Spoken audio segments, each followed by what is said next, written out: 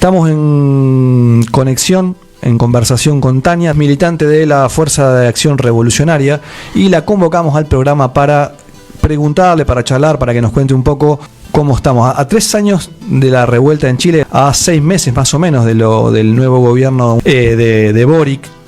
te queríamos preguntar, Tania, desde la perspectiva de ustedes, ¿cómo la ven este proceso plebiscitario, esta reforma constitucional? ¿Como consecuencia de qué proceso se da? O sea, ¿por qué se da este proceso de un planteo de reforma constitucional en un contexto post-puebladas en Chile? Sí, a ver, lo primero es que la idea del proceso constitucional nace a partir de lo que fue la situación insurreccional que se vivió en Chile el 18 de octubre.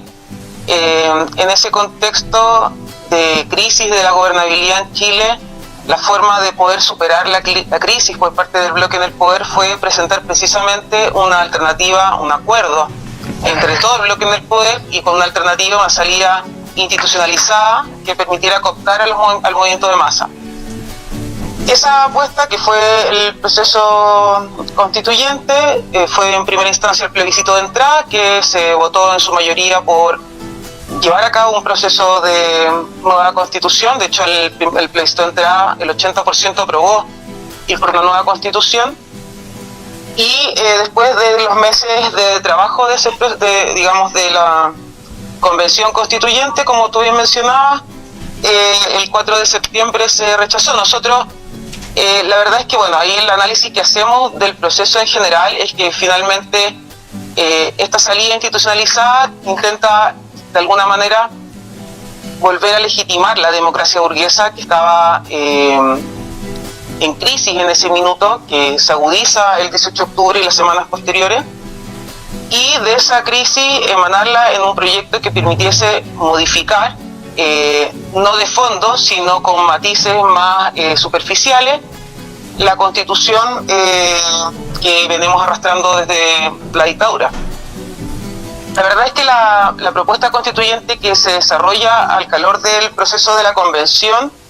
si bien tiene varios como hitos que uno pudiese como entender bien progresista, está muy lejano a los intereses de la clase trabajadora, y nosotros diagnosticamos ahí que el principal error del progresismo, que digamos para nosotros es una corriente burguesa, es precisamente no haber representado en ningún caso los intereses de la clase. Esto lo aleja finalmente del pueblo y uno de los motivos, por lo tanto, por los cuales el resultado es tan nefasto para la propuesta de nueva constitución. ¿Cuál le parece a usted que son las razones por las cuales la población, votando que quiere una reforma constitucional para sacarse encima la constitución de Pinochet de 1980, vota en contra del pliego de reivindicaciones? Sí, lo que pasa es que yo creo que esto es un problema que tiene intrínseco una contradicción por parte del bloque en el poder, que es por un lado intentar cooptar un proceso de movilización que era, digamos, inédito en Chile, ¿cierto? Esta situación insurreccional que se da, pero por otro lado cooptarla sin tensionar, ¿cierto?, a la burguesía y por lo tanto sin generar un conflicto, o sea, sin agudizar el conflicto de clase. En ese sentido, evidentemente esa contradicción no iba a ser resuelta. Es decir, una constitución que pudiese asegurar los niveles de ganancia que hoy día tiene la burguesía transnacional y nacional en Chile, pero a la vez como dejar conforme a un movimiento de masas que había alcanzado una situación insurreccional, era inviable. De ahí que nosotros también entendemos el rol importante que tuvo la salida de Boric como una apuesta por contener el movimiento de masa, es decir, evitar la movilización de masas durante los primeros meses de este año, pero a la vez esta contención del movimiento de masas precisamente le implica al progresismo no ser capaz de mover a las masas a favor de su proyecto. Entonces nosotros de ahí diagnosticamos que el progresismo podría haber intentado o podría haber incluso alcanzado la victoria de la prueba de la nueva constitución si hubiese sido capaz de movilizar el movimiento de masas, si hubiera sido capaz de movilizar a la clase trabajadora en su conjunto. Eso no sucedió. de alguna manera esta idea de resolver también el problema político, ¿cierto?, ajeno a la clase, que era digamos, tenía también por intención proyectar estabilidad social hacia afuera, finalmente derivó en que se genera este proceso que finalmente fue muy aislado del pueblo. En términos concretos, nuestro diagnóstico de esta propuesta constituyente finalmente radica en elementos, como te mencionaba, que no cruzan las problemáticas principales que hoy día habita la clase trabajadora, las demandas que se levantaron, si bien como en términos como gruesos, digamos, como si uno mirara la redacción en general, pudiese uno haber entendido que esta constitución podría haber sido, entre comillas, un avance. En la práctica, igual yo creo que estaba claro para la clase trabajadora que esto no representaba íntegramente los problemas que subyacen previos al 18 de octubre y que finalmente son los que generan el conflicto y este proceso de revuelta. Si lo situamos concretamente en lo que tiene que ver con pensiones, salud, educación, las propuestas que se emanaron en la nueva constitución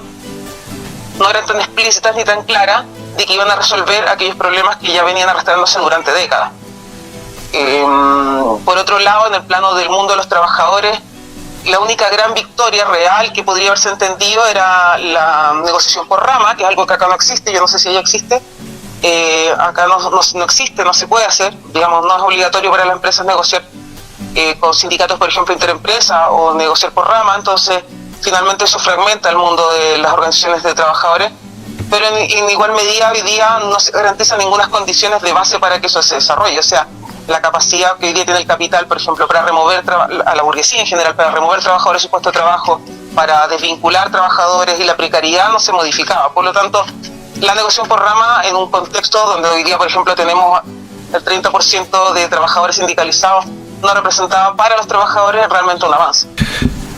Tania, y te preguntaba, y volviendo a esta cuestión que vos planteabas contradictoria, por un lado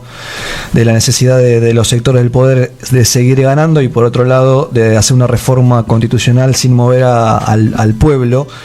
para justamente no avivar el fuego de la insurrección que de las pobladas que venían desarrollándose. ¿Cómo deja esto a Boric en el gobierno a meses de asumir, dado que el gobierno era uno de los impulsores y que se puso de alguna manera, al menos desde lo formal, la campaña por el apruebo? Sí, mira, nosotros de partida como que entendemos este proceso y la victoria de Boric como parte de un mismo proceso que se da desde el transcurso del 15 de noviembre, cuando se generó el acuerdo, el 15 de noviembre de 2019, hasta ahora, que tiene que ver con posicionar una estrategia de gobernabilidad para Chile. Nuestro planteamiento es que en las elecciones presidenciales donde gana Boric, lo que se pone en juego son dos estrategias de gobernabilidad. Una estrategia más autoritaria y una estrategia más democrática, entre comillas me refiero. Nosotros le llamamos de ampliación democrática, es decir, que incorpora a los sectores medios, pequeños burgueses y los sectores más acomodados de la clase trabajadora como un actor un poco más protagónico en este proceso. De la clase trabajadora digo de los sectores profesionales principalmente, para caracterizarlo bien. Esa incorporación de estos sectores medios en el gobierno, con sus fuerzas políticas propiamente tal, fue la apuesta que ganó en las elecciones presidenciales y por lo tanto cabía cerrar ese proceso de consolidar esta estrategia con esta constitución, lo cual no se da. Por lo tanto, ahí yo creo que hay un problema donde esta estrategia de gobernabilidad, que nosotros creemos que es la que gana en las elecciones, pierde validez hoy día y le abre camino a los sectores más reaccionarios del bloque en el poder, es decir, básicamente a los sectores que aquí tradicionalmente se llaman como la derecha, el Partido Republicano, Chile Vamos, etcétera. Efectivamente, hoy día el escenario para Boric es tremendamente complejo. La verdad es que a nosotros no nos interesan mucho los problemas interburgueses, pero si lo analizamos más detalladamente es complejo porque precisamente pierde la iniciativa y la iniciativa la toman los sectores más reaccionarios que efectivamente salen victoriosos de este proceso, de este último plebiscito. Y eso obviamente le obliga a posicionarse más al centro. De hecho, no es menor que el día lunes hay cambio de gabinete en el gobierno y se incorporan al nuevo gabinete actores que eran históricos de los sectores más de centro, del PPD fundamentalmente, históricos de gobiernos de Bachelet, para apoyar y reforzar el gobierno de Boric. Esto habla de una estrategia de acercarse más como a una suerte de acuerdo nacional, que es la aspiración que yo hoy día creo que aspira a conquistar el gobierno, digamos, un acuerdo nacional, un nuevo acuerdo nacional con los sectores fraccionarios que les permita encontrar una salida única. Preguntarte la siguiente cuestión. Veníamos viendo en la revuelta que había sucedido en Chile procesos históricos, procesos de grandes represiones, ¿no? En todas las movilizaciones populares que se venían transcurriendo en aquel país, donde apenas había una movilización, Carabineros bajaba, cagaba palos a todos los compañeros y compañeras, y bueno, eso, nada, procesos judiciales, encarcelamientos, etcétera. ¿Cómo se toma que un gobierno progresista, esto que comentaba Luciano recién, que favorecía esas movilizaciones, hoy en día está en el gobierno y la situación represiva, digamos, no cesa, sigue exactamente igual para las clases populares que salen a manifestarse? Sí, pero es que yo creo que ahí igual es una mirada tal vez como a nuestro parecer errónea. El gobierno progresista nunca estuvo a favor realmente de las movilizaciones. Yo creo que había un discurso que en ciertos contextos y momentos se posicionó tal vez más vacilante, pero incluso dentro del periodo post-revuelta, los primeros meses, las primeras leyes represivas que se votaron fueron con el apoyo de los sectores del Frente Amplio. Entonces, a nosotros no nos extraña, de hecho al contrario. Nuestra reflexión es que precisamente el gobierno de Boric iba a ser más represivo y que de hecho su represión iba a ser de alguna manera más astuta y más selectiva, porque también ellos conocen mejor el escenario del mundo organizado y movilizado. Bueno, nacen algunos de estos dirigentes dentro de las movilizaciones estudiantiles, por lo tanto entienden mucho mejor la dinámica que los sectores reaccionarios, que la derecha tradicional, por lo tanto la represión, no había duda que iba a continuar. Haber pensado lo contrario era pensar que un gobierno progresista era un paso adelante para la clase trabajadora, y eso nunca fue así. Un gobierno progresista es un gobierno para nosotros burgués.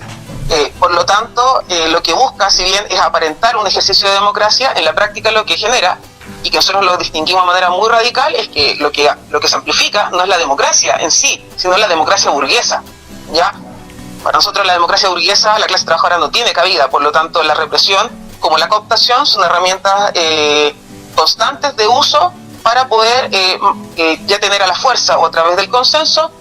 una suerte de legitimidad, que es lo que hoy día más le importa al gobierno, legitimidad de la democracia, que le permita sostener una estabilidad, que finalmente le permita a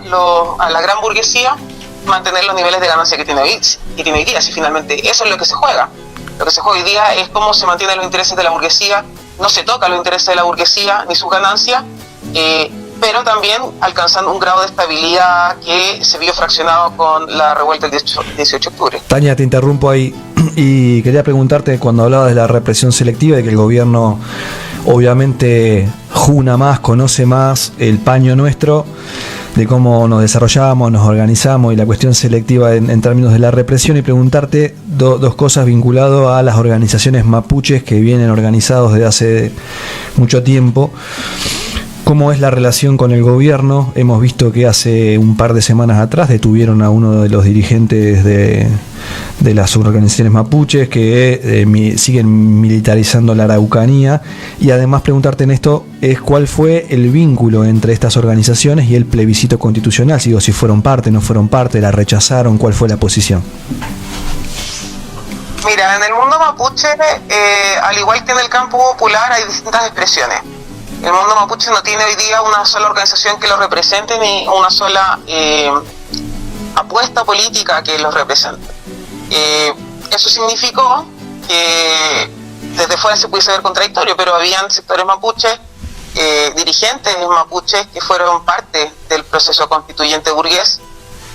y por otro lado organizaciones mapuches que se restaron y abiertamente plantearon su posición. Estamos hablando principalmente de la CAM, de la UAM, del LM, del Ejército de Liberación Mapuche, de las comunidades en resistencia de Malleco, que se posicionaron en una posición contraria, digamos, en rechazo a este proceso burgués. El planteo de ellos principalmente está basado en que ellos no reconocen al Estado chileno como su Estado, por lo tanto asumen que eso no es parte de las conquistas ni las victorias que aspiran a alcanzar, lo cual nosotros compartimos, y que por lo tanto ni el gobierno progresista ni el proceso constituyente va a garantizar las demandas históricas del pueblo mapuche. Nosotros por ese lado estamos totalmente en coincidencia con estos sectores, estas organizaciones, que si bien son amplias, también son diversas, digamos. Hay distintas organizaciones mapuche, ya mencioné algunas, que están de alguna, no diría fraccionadas, pero no representan un solo acuerdo, porque igual cada una tiene su propia línea, digamos. Y en ese sentido, eso ha jugado a favor de la lucha mapuche y en ocasiones en contra, porque finalmente la falta de articulación también decanta en una suerte de fraccionamiento de las propias comunidades. En el caso de los sectores progresistas mapuches que se sumaron, también fueron sectores no menores. De hecho, tuvieron harto protagonismo. La primera presidenta de la convención era mapuche, una académica mapuche, progresista, que para estas organizaciones con las cuales nosotros compartimos línea, finalmente es una traidora de la lucha mapuche. Y nosotros entendemos que sí, la compartimos también. La represión no solo se ha mantenido, sino que se ha agudizado. La primera política del gobierno de Boric era no generar estados de excepción y hasta el día de hoy los mantienen. Y es más, digamos, dado el conocimiento que tienen de las dinámicas de organización que hay en este sector, digamos, del movimiento más radical, han sabido golpearla de manera más efectiva, con el caso ahora reciente de la detención de Yaitul. Uh-huh. Bien, ahí para ir terminando la nota, el gobierno de Boric, como ustedes planteaban, juega un rol de tratar de meter al movimiento de masa a la institucionalidad, lo mismo que el plebiscito constitucional y demás. Bueno, dado que esto empieza a caerse por su propio peso, por todo lo que ustedes plantearon, y dado que esto no incorpora las aspiraciones de la revuelta en todo este proceso, ¿cómo ustedes ven que se puede dar el desarrollo? ¿Cuál es el rol de las organizaciones que plantean otra situación en Chile de lo que viene para adelante? Mira, la verdad es que hoy día, posterior al plebiscito de salida, se ha dado un proceso de movilización en ascenso del mundo estudiantil, secundario y universitario, lo cual da cuenta de que el estado del movimiento de masa hoy día no es homogéneo. Nosotros planteamos que después del acuerdo del 15 de noviembre hay un repliegue del movimiento de masa en términos políticos, en términos organizativos, en términos de lucha, en términos ideológicos, y eso principalmente se ha mantenido. Ya, o sea, creo que el estado del movimiento de masa, fundamentalmente en los sectores, en las poblaciones, en los sindicatos, se mantiene muy aletargado. Es un estado también de frustración, de decepción, que en el corto plazo no vemos que vaya a revertirse. Pero sí, esta situación particular que se da con la victoria del rechazo genera como una suerte de distanciamiento entre los sectores más juveniles, que hoy día salen abiertamente a protestar. Algunos, o sea, yo diría que todos en general con gran decepción del proceso, algunos apostando a volver a llevar a cabo un proceso constituyente, otros sectores juveniles que plantean abiertamente llamar a una asamblea constituyente, y los sectores más radicales, de los cuales nosotros somos parte, planteando una salida insurreccional. Digamos, esa es nuestra estrategia, y creemos que no hay otra forma de resolver los conflictos de clase que finalmente con la toma del poder. Por lo tanto, creemos que el momento de la crisis burguesa, que al menos en el plano subjetivo se expresa en los conflictos de los estudiantes, hay que en el fondo instalar la importancia de hoy día no pensar que la democracia burguesa nos va a dar respuesta a las necesidades de la clase trabajadora. Y como eso no va a pasar, nuestro camino hoy día como organización, y entendemos la tarea de los sectores revolucionarios, es agudizar el conflicto de clase y sacar al movimiento de masas, fundamentalmente pobladores y trabajadores, de su estado de repliegue. Y para eso creemos que lo más importante es la construcción de organización popular, de democracia popular y de poder popular en los sectores donde la clase estaba presente. Creemos que la política por arriba no resuelve. Política por arriba no me refiero a la política burguesa solamente institucional, sino que la política como desde arriba también de las organizaciones que actúan en los movimientos de cuando los sectores están movilizados, pero que no estén insertos en la clase, eso no contribuye finalmente a revertir la situación. Hoy día necesitamos que una nueva situación insurreccional que se pueda generar en Chile tenga principalmente fuerza organizada detrás, que fue lo que no hubo el 18 de octubre, y por lo tanto la clase trabajadora y los sectores populares tengan la capacidad finalmente de impulsar una situación insurreccional a un proceso de transformación. Y eso se da en la medida que existe poder popular, en la medida que existe organización social y que por lo tanto es capaz de la misma clase dotarse de una dirección política de futuro, digamos, y no solamente expresar su indignación y molestia en las calles.